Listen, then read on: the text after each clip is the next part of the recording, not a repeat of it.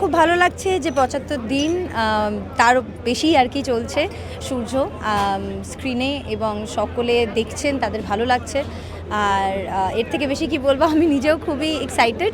আজকে সেটার জন্যই এসেছি, সেই মুহূর্তটাকে সেলিব্রেট করতে। আপনারা সবাই এতটা ভালোবাসা দিয়েছেন, অনেক অনেক অনেক ধন্যবাদ।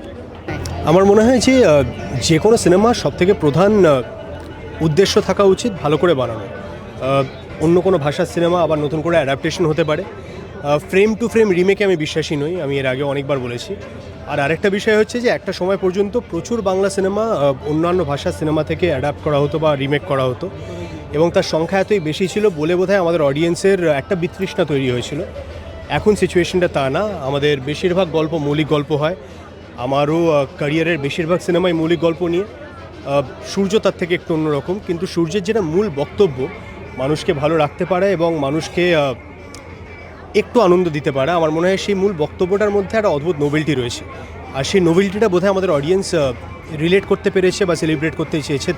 ফাইনালি আমরা আজকে ৭৫ দিন কমপ্লিট করেছি, কদিন আগেই করেছি। আজকে আমরা সবাই একত্রিত হতে পেরেছি, পুরো cast and crew of Surya, and I am feeling ecstatic. মানে সাংঘাতিক ভালো লাগছে। আর পুজোর সময় একটা এরকম সময় আমরা নানান রকম মিক্স একটা মনের অবস্থা, সেই অবস্থায় এসে একটা আশার আলোর মতো এসছে।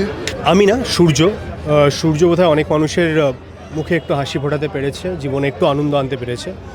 আমরা সবাই জানি যে গত অলমোস্ট 2 মাস ধরে আমাদের শহরতলি সব মিলিয়ে মিশে বেশিরভাগ মানুষেরই মন মেজাজ যে ভালো আছে তা না। বাট এরকম একটা সময়ও যে আমরা প্রায় ৭৫ দিন কমপ্লিট করতে পেরেছি সিনেমা হলে, মানুষ এত ভালোবাসা দিয়েছেন, তার জন্য আমি প্রচণ্ডভাবে